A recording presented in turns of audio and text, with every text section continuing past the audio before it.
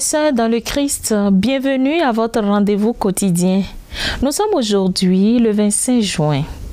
L'Église fait mémoire de Saint Prosper.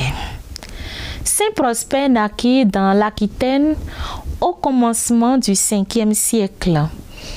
Nous le connaissons surtout par ses excellents ouvrages, car ce savant homme semble avoir passé sa vie la plume à la main dans les controverses contre les hérétiques.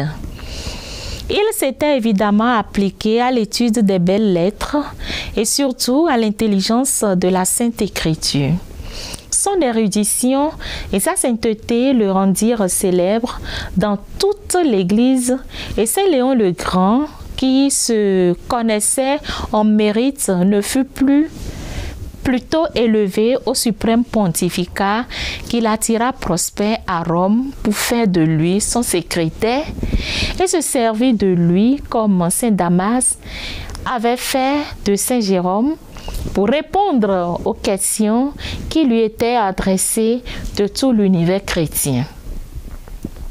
Plusieurs historiens croient même que le fond de l'admirable lettre de Saint Léon sur l'incarnation du Verbe est de la composition de Saint Prosper et que le grand pape n'a fait qu'y mettre son style.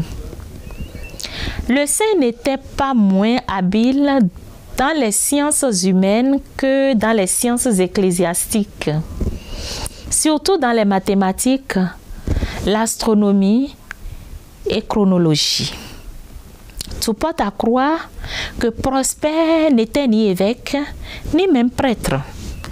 Mais comme il a passé sa vie à combattre les hérésies, à soutenir les vérités de la religion et éclaircir le grand et difficile mystère de la grâce, l'Église lui a donné place parmi ses pairs et ses docteurs. Pour Prosper, à la science se joignit la vertu et un auteur contemporain faisant de lui les plus grands éloges l'appelle homme saint et vénérable. Les semi-pélagiens en particulier eurent en lui l'un de leurs plus redoutables adversaires. Infuse en nous tes grâces, Seigneur, afin que le témoignage de vie de Saint Prosper guide nos actions vers la sainteté véritable. Saint Prosper, priez pour nous. Bonne fête à tous ceux qui célèbrent un événement important de leur vie aujourd'hui. On se retrouve demain avec la grâce de Dieu. Au revoir.